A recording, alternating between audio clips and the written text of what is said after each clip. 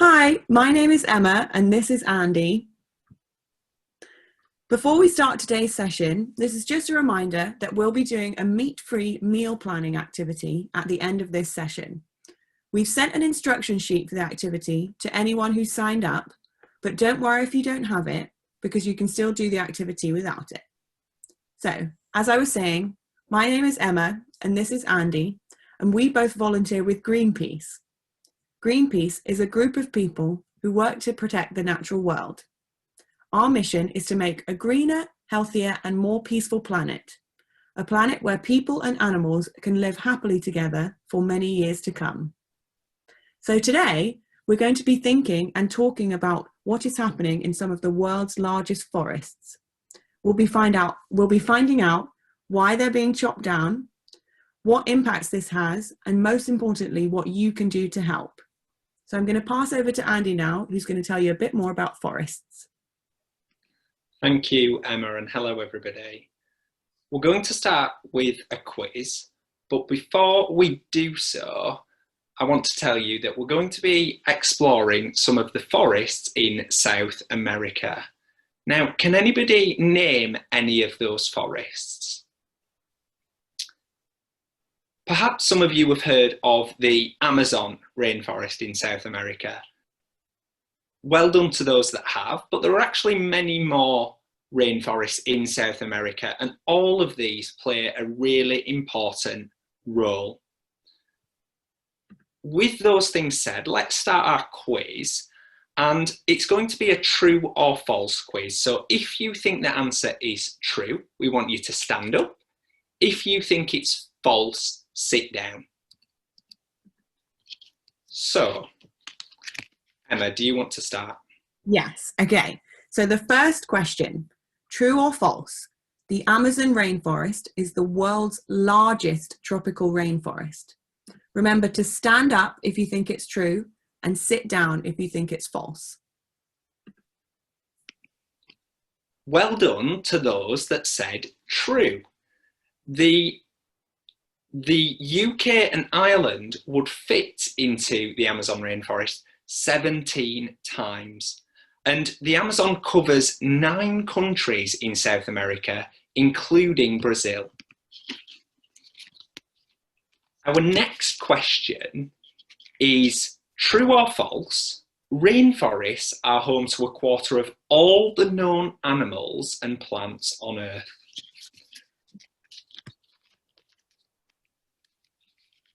So that one was false. The rainforests are actually home to over half of all known animals and plants on Earth. The Amazon rainforest alone is home to around 10% of all the wildlife species that we know about, and quite a lot that we don't know. The Cerrado, which is another forest in Brazil, is home to over 10,000 species of plants, almost half of which are found nowhere else in the world. Many of these are precious and often endangered species of animals.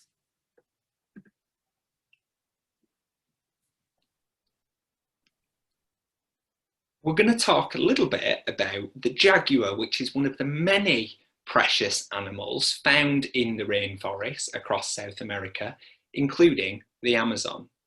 Now, the jaguar used to roam the forests of both Central and South America. However, half of the area in which they did roam has sadly been lost. And as a result, the jaguar is declining in number. There are less of them. Now, we're going to find out together one of the main reasons that this has happened and how you can help. Time for another question. Okay, so this is true or false? More than 24 million people call the Amazon home. Remember, stand up if you think it's true, sit down if you think it's false. The answer is true. Well done to those that got the answer correct. Millions of people depend on forests for survival. And in the Amazon rainforest, there are as many as 500 indigenous communities. And those indigenous and traditional communities are what we might call protectors of the forest because they help to keep those forests healthy. Okay, next, true or false? Forests take carbon dioxide out of the air. Stand for true, sit for false. So that one was true. Forests store huge amounts of carbon, which help to prevent rises in global temperatures. You can think of them a bit like a box that stores carbon dioxide. In fact, the Amazon rainforest alone stores more than 10 times the global emissions from fossil fuels that the whole world makes in 1 year. But when you cut down forests, it actually releases that carbon dioxide back into the atmosphere. Okay, let's have another question. True or false? An area almost the size of Edinburgh was burnt in the Amazon last year. Stand up for true, sit down for false.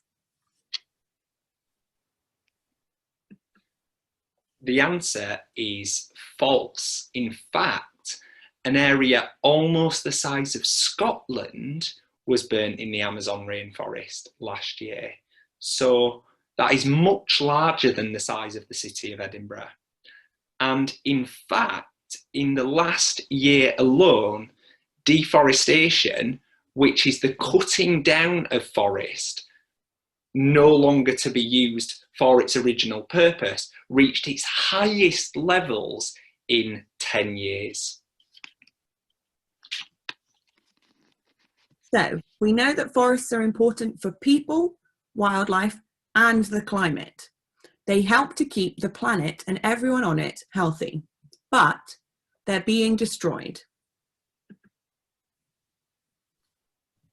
Okay. Now, I'd like to introduce you to Jaguar. You may have met Jaguar before already. Jaguar lives in the forests of South America. However, the life of Jaguar, as well as many other animals and humans, are being changed irreversibly because of what is happening in the rainforests of South America and around the world.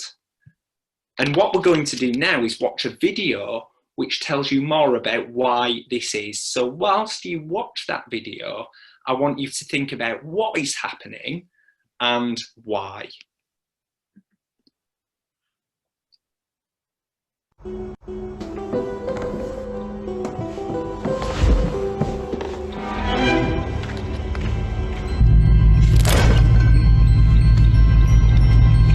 There's a monster in my kitchen, and I don't know what to do. It has wicked, glowing eyes, and a snake-like tail too, and claws so sharp and beastly they could tear a child in two. It ripped our chalkboard off the wall and knocked over our stew, and it growled at all the bones from our summer barbecue. Perhaps this beast is here to feast, but on what? Or on who? There's a monster in my kitchen, and it's filling me with fear. Oh, monster in the shadows, please, tell me why you're here. There's a monster in my forest, and I don't know what to do. It turned my home to ash to instead grow something new. Feed for chickens, pigs, and cows to sell more meat to you. As our forest disappeared, their evil empire grew. They think they're unstoppable, but we pray this isn't true. The real cost of what they're doing, if only the whole world knew. There's a monster in my forest, and it's filling me with fear. It's putting us all in danger. To warn you is why I'm here. Oh, Jaguar in my kitchen, now I do know what to do. We'll eat more plants and veggies, and we'll swap meat for bean stew or barbecue tofu. I'll assemble every warrior, from here to Timbuktu. Oh, Jaguar in our kitchen, now we do know what to do. We'll stop these deadly monsters, so our planet can renew.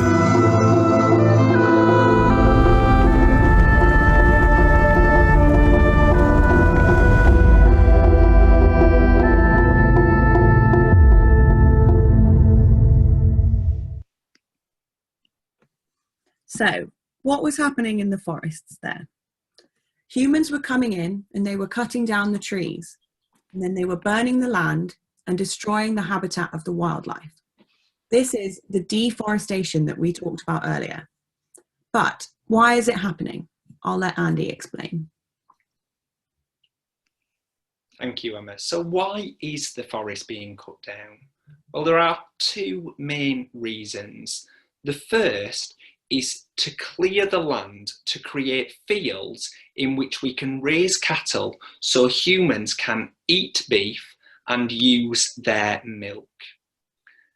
There is, however, another reason, and that reason is by clearing the forest, we can plant crops to feed those animals, okay? And this is an increasing problem. The reason it's an increasing problem is it is now the second biggest cause of the destruction of forests worldwide. And because of that, the meat that we are producing in order to feed humans worldwide is resulting in increasing damage to the planet, all for the purposes of industrial meat production. So here's what happens. The trees are cut down or burned, and then plants like soya are planted where the forests used to be. That soya is then harvested and shipped to the UK. When it's in the UK, the soya is fed to animals like pigs and chickens, and then they eat it. And then those pigs and chickens end up on our supermarket shelves, and we buy and eat them. Industrial meat is sold in lots of supermarkets, and the meat and dairy associated with the industrial meat industry causes significant environmental harm. Now, because we find lots of industrial meat in our supermarkets, 95% of UK chicken is produced through the industrial meat industry, that means made, as is 75% of UK pork. What we can see here are soybeans or soybeans, and soybeans can be used to make lots of different foods that humans eat, including tofu, for example. And those foods are responsible for about 10% of the reasons that we use soya. And that in itself isn't a major problem. The problem is, however, when we use soya for feeding animals, because that is responsible for around 90% of the use of soya, which is leading to the destruction of rainforests around the world. So, why does deforestation matter? The effects that deforestation has are huge. Many animals have been made homeless, and some, like jaguar, will be threatened with extinction if deforestation continues, as well as the people who live in the forest who are being forced from their homes as the forest is being destroyed. Climate change is also being made worse by deforestation because carbon dioxide is being released into the air, and this affects everyone. Okay, now I'd like to ask if anybody has heard of Greenpeace. Greenpeace are an organisation that try to encourage people to tackle environmental issues like those we have been speaking about today.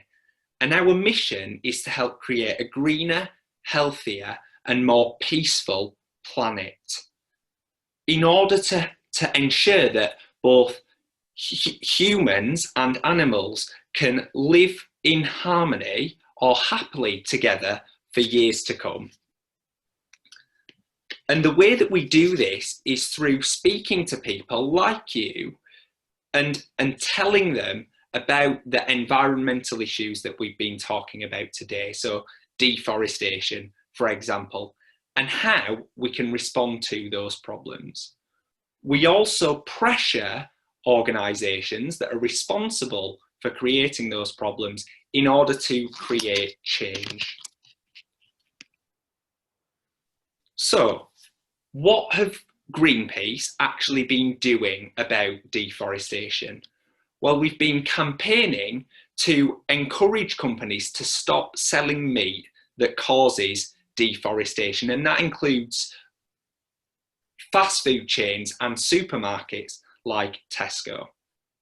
As well as that, we are asking that companies, supermarkets specifically, remove meat and dairy from their shelves that is resulting in that deforestation. And we want them to remove about half of the meat and dairy and replace that with more affordable plant-based options by 2025.